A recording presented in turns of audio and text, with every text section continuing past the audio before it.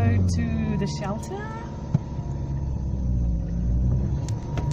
It snowed maybe just a little bit last night, but it's already starting to melt just a little bit. Look at the mountains. Can't really see them because it's quite foggy today. But you know, it is quite beautiful.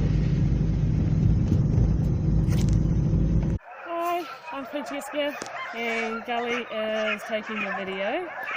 This is the entrance to the shelter, as you can see/hear, and behind us is the very long driveway which we've walked down. We can't bring the car down here even when it's not snowed. It hasn't snowed overnight. It's so muddy, so we've left the car right on the top on the road today. So come with me. You have to be really careful. Okay, this random dog over here, he's not actually a part of the collection, but he hangs around, as you can imagine. There's food for him here. Here, actually, I see him.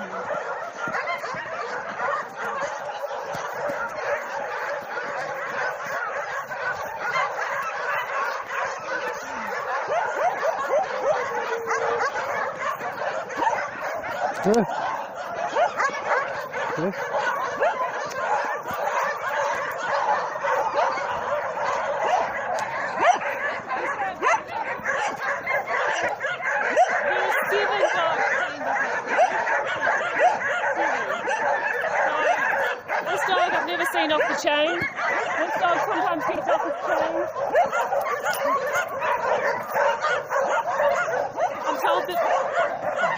I'm told that these dogs are on chains because they're not sterilised, so they can't go into the main population.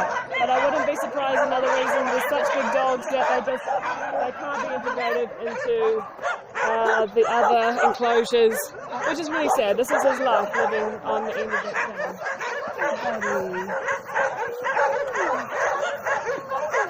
All of the dogs here are really friendly.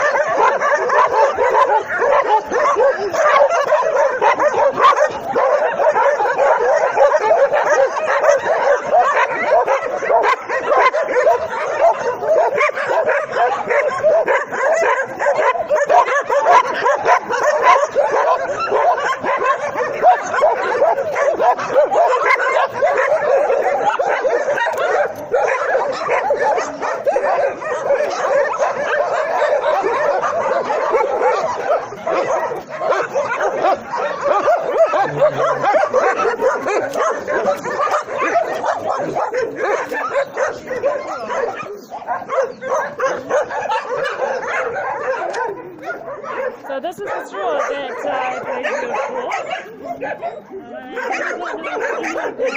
it's salvageable because it's very wet. It might be something that's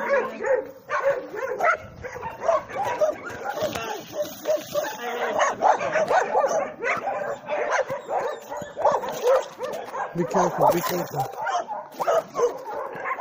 As you can see, it's just a mess everywhere. Rubbish everywhere. There's absolutely no rubbish disposal here whatsoever. Another dog gets chained.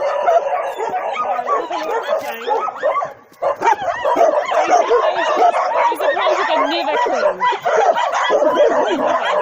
So, look at all this. That is just fencing, and just smashed into what is now snow. Before it was, yesterday was raining, so it was a sludge. Today it's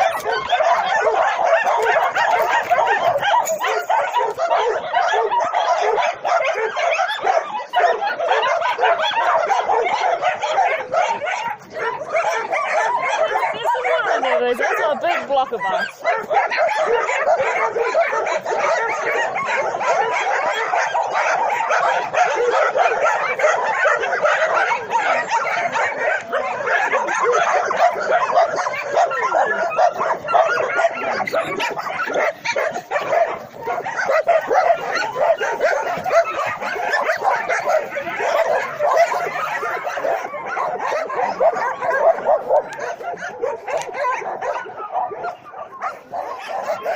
Sorry.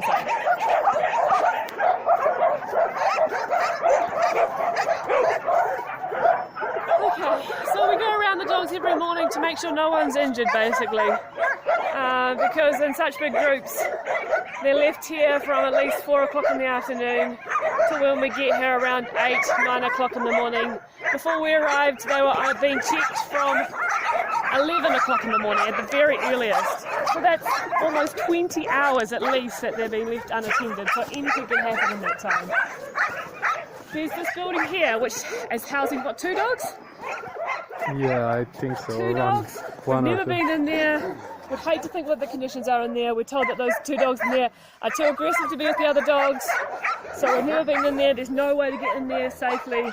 There's no window that we can see through, so...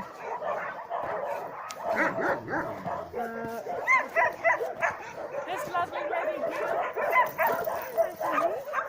Hello, beautiful. Don't you jump up on me. She was tethered a few days ago by a chain, what we'd call a choke chain, but she broke that, which, to be honest, that wasn't suitable for her anyway. It looked more like a prong collar, but now what we've had to do is now she's got this chain wrapped around her neck, which is completely unsuitable. So today we're going to go out and buy her a new collar and extend her chain, because I mean the situation's not great, but we can at least make her feel at least a little bit more comfortable. But she does fit in that kennel, believe it or not. And it's tiny for such a big girl. Tiny for such a big girl. I know.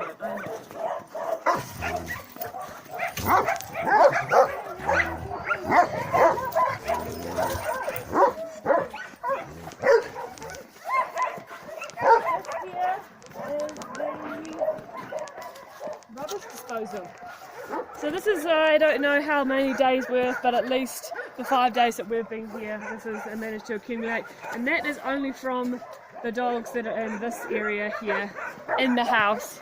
I don't believe any of the other kennels get cleaned whatsoever, so this is just from inside this house where there are 10 dogs and 7 cats. One of the dogs has very limited use of its back legs. It can stand for a short amount of time on its back legs, but walking, she is just dragging those back legs around. She's covered in mud and probably feces on her back end. Today, moving her out, she's just going to be dragging those little hind legs all over. She's going to be really uncomfortable, but you'll see the conditions in there. We've got these masks because we can't go in there without them. I mean, even these masks are not suitable for what we're doing. The ammonia smell in there it's high levels of ammonia in there. For such a small space with that amount of cats and dogs, it's just ridiculous. And it's not been cleaned properly. All we can manage to do is to remove as much of their waste as possible and provide them with fresh water and food. It's too cold to try and wash those floors. They're concrete floors, incredibly difficult to dry. If we put those dogs back in there, they're going to be even colder than what they already are in there. They have one very tiny fan heater which broke a couple of days ago, so they have no heating in there. We've left the windows open yesterday for the sole purpose that the smell was just so overpowering yesterday, and we had to keep the dogs and the cats in there yesterday while we were cleaning because it was pouring with rain out here and they would have just brought in so much water in there and it would have made it so much colder for them. Okay, we're going to go inside now, so we need to put our masks on.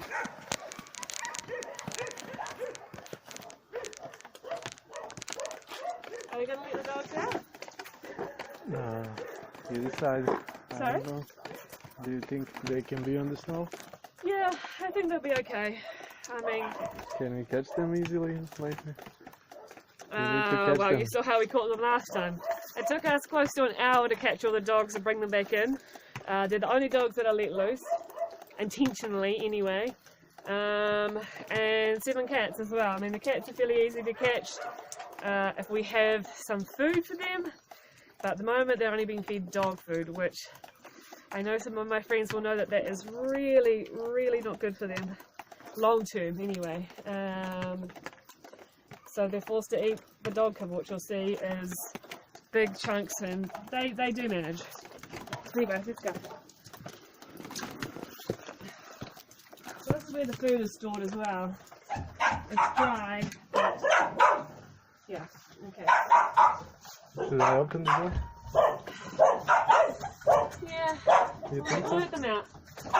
Okay. Hey guys, how you doing? Hey babies. Hey babies. I know. Should we keep the windows open now? So the very first thing we do when we get in here is we open these windows. It is the only thing we can do to keep the levels of ammonia in here any